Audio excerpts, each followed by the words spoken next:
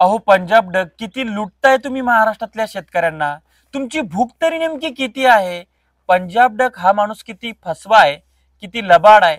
शेतकऱ्यांमधला देवदूत बनून शेतकऱ्यांचेच कसे मुंडके मोडतो आणि महाराष्ट्रातला पैसा, महाराष्ट्राच्या शेतकऱ्याचा घामाचा पैसा कसा हा माणूस दुसऱ्या राज्यामध्ये पाठवतो एका कंपनी थ्रू, हे आपण अगदी सोप्या भाषेमध्ये जाणून घेऊयात.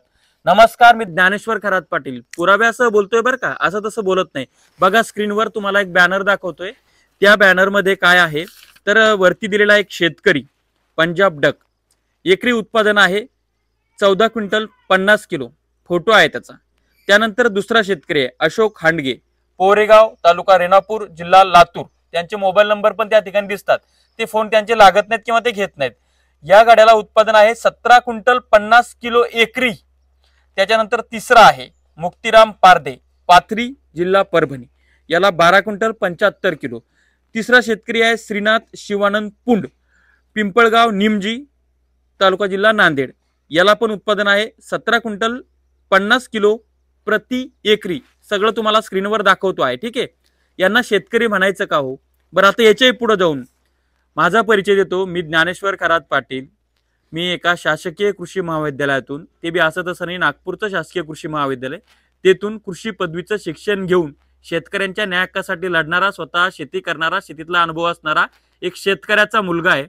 म्हणून तुम्ही बाकीच्यांना येडक बनू शकता, मला बनू शकत नाही. कंपनीचं नाव आहे पार्श जेनेटिक इंडिया LLP आणि त्या प्रोडक्टचं नाव आहे इनोव्हेज 108 सोयाबीन, ज्याची शेतकऱ्यांनी व्हिडिओ केलेत.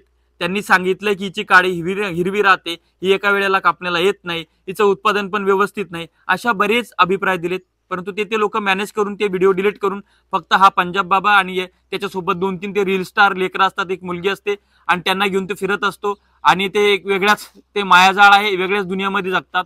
आणि भोडे भाबडे शेतकरी त्यांच्या या प्रचाराला बळी पडतात आणि स्वतःची लूट करून घेतात. आता हे जे 17 क्विंटल 50 किलो यांनी एकरी उत्पादन घेतलं इनोव्हेज 108चं, तर 17 क्विंटल 50 किलो म्हणजेच एका हेक्टरमध्ये 43 क्विंटल 75 किलो उत्पादन येतं. म्हणजे 44 क्विंटल हेक्टरी उत्पादन देणारं हे वाहन आहे. देशातल्या कुठल्याच विद्यापीठानं इतक्या पुढे जाऊन उत्पादनाचे आकडे सांगून त्याच्या पद्धतीची परमिशन मिळालेली नाही.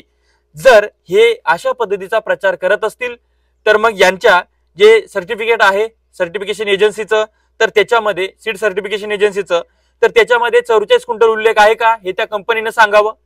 आणि हे जे शेतकरी आहेत यांनी खरंच 17 क्विंटल 50 किलो एकरी उत्पादन घेतलंय का, या शेतकऱ्यांनी फोन उचलून सांगावे. अन्यथा या कंपनीनं शेतकऱ्याची फसवणूक करण्यासाठी या शेतकऱ्यांना पुढे करून त्यांना पैसा दिला, त्याच्यामध्ये गैरव्यवहार झालेला आहे. आणि याच्यामध्ये यांना जी आकडेवारी सांगितलेली आहे ही आकडेवारी त्याच्यानंतर कंपनीनं सीड सर्टिफिकेशन एजन्सी किंवा सर्टिफिकेट किंवा लायसन घेताना काय आकडेवारी दाखवली ती आकडेवारी समोर आणावी. आणि हे सगळं एवढीच गोष्ट पुरेशी आहे की त्या कंपनीचं मी सीडचं लायसन रद्द करू शकतो. एवढीच गोष्ट पुरेशी आहे की पंजाब डक आणि ते खालचे 1-2 जे आहेत ते शेतकऱ्यांचे फसवणूक करणारे लोक शेतकऱ्यांमधले, तर त्यांच्यावर सुद्धा गुन्हा दाखल होऊ शकतो. आणि हे कृषी विभाग महाराष्ट्र शासन करेल. यासाठी कृषी मंत्र्यांकडेही जाणार आणि जिल्हा अधीक्षक कृषी अधिकाऱ्यांथ्रू यांच्यावर दबाव सुद्धा आणणार. आणि या संदर्भातल्या अनेक लोकांनी मला तक्रारी केलेल्या आहेत, फोन केलेले आहेत, तर त्यांना पण मी सोबत घेणार आणि या कंपनीची ठासणार. आणि पुढे म्हणजे काय माहिती का, अजून एक महत्वाचा मुद्दा म्हणजे आता डबल सोयाबीन झाली. आता इनोव्हेज 81 हरभरा आलेला आहे. बघा स्क्रीनवर कशा पद्धतीचा हरभरा आहे. आणि ते काय म्हणतात 700 ते 800 घाटे, काय म्हणतात 200 ते 250 फांद्या, 200 ते 250 फांद्या. अरे कोणाला चित्या बनवताय, कोणाला वेळ बनवताय, कोणाला वेळ बनवताय तुम्ही? एका दाण्याचे 1000 दाणे करणाऱ्याला, आपल्या घामाचा सुगंध या मातीला बहाल करणाऱ्या शेतकरी बापाला वेड बनवताय.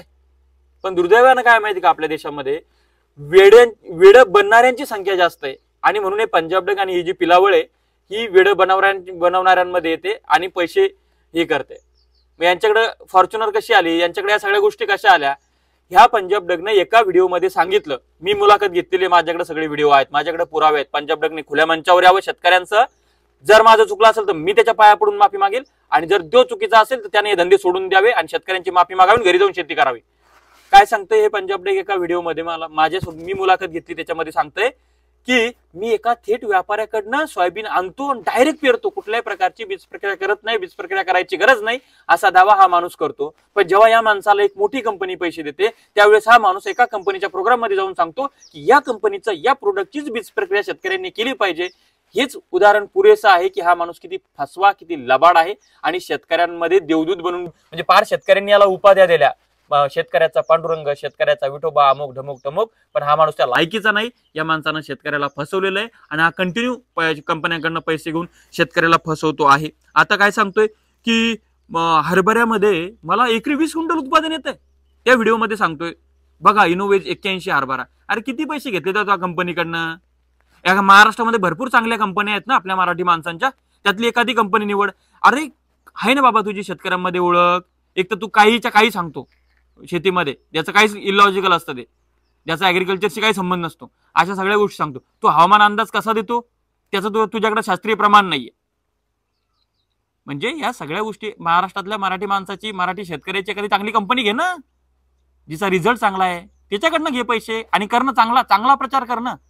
या नालायकांच्या मागे का लागलाय? त्या कुठची कंपनी ती इनोवेज 108 आणि ते शेतकऱ्यांनी या इनोवेजच्या सोयाबीनला आणि त्या हरभऱ्याला हे कशा पद्धतीने फसवणूक करतात हे तुम्हाला मी याची डोळा दाखवलेला आहे. यांच्या प्रचाराला बळी पडू नका, स्वतःची आर्थिक लूट करून घेऊ नका आणि चलाचापट्यानं सांगतो माझा नाद करू नका.